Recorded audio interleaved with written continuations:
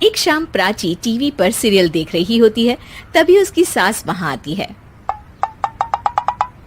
अरे सीरियल में तो ऐसे मग्न है जैसे आज रात का खाना पड़ोसी आकर बनाएंगे। मुझे पता ही नहीं था आपने अपने बेटे की शादी पड़ोस में भी की हुई है। हैं? मतलब? मतलब इस घर में सारा काम बहू ही करती है, आप तो सिर्फ खर्राटे मारती हैं।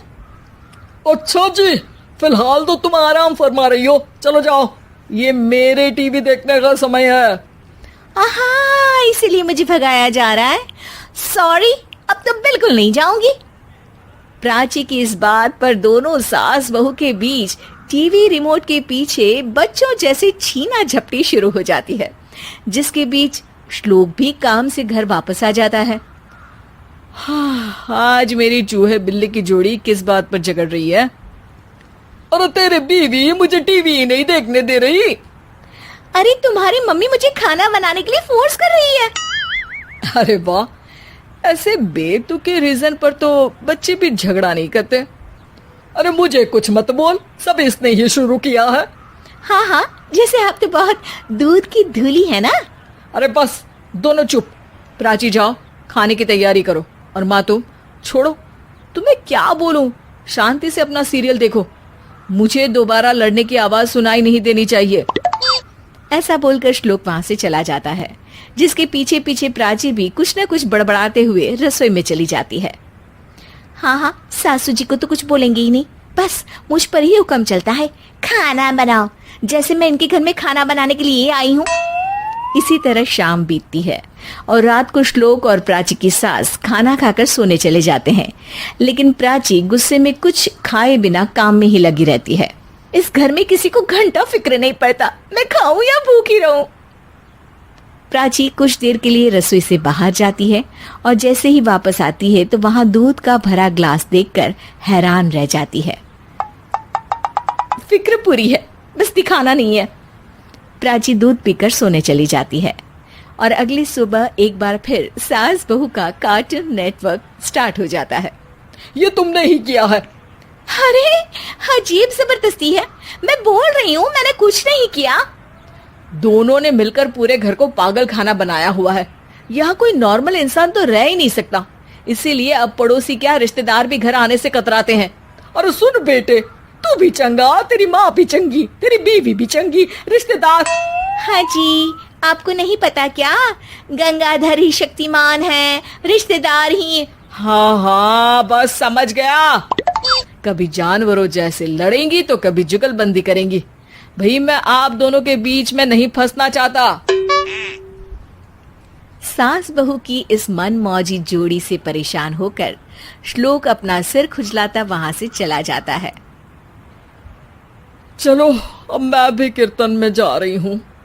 इस पर जैसे ही सास कमरे में अपना पर्स लेने जाती है तो वहां नाश्ते की प्लेट रखी देख मुस्कुराने लगती है और नाश्ता करके घर से बाहर निकलते हुए कुछ पैसे टेबल पर रख जाती है, जिसके कुछ देर बाद सिलेंडर वाला घर आता है।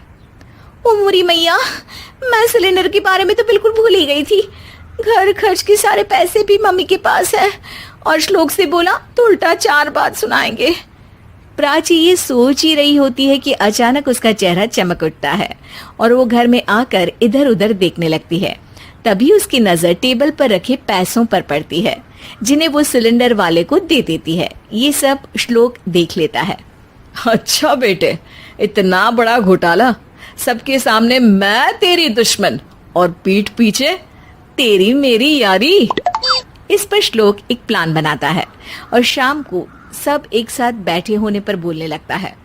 माँ, तुम दोनों की बहुत लड़ाई होती है, इसलिए मैं सोच रहा हूँ कि प्राची को उसके घर छोड़ाऊं, इससे वो भी खुश रहेगी और तुम भी। अचानक श्लोक की ये बात सुनकर सास बहू शौक से उसकी तरफ देखती हैं। अरे ऐसे कैसे घर छोड़ाओगे, मुझे कहीं नहीं जाना। अरे तुमने बोला नहीं पर मैंने सुन लिया, तुम्हें मम्मी के साथ रहना अच्छा नहीं लगता, मुझे पता है। अरे वो, अरे जब बहू खुद कुछ काम बोले तो वो तुझे सुनता नहीं, और अब जो इसने बोला ही नहीं वो तू समझ गया। जब उसे नहीं जाना तो फिर जबरदस्ती क्यों कर रहा है?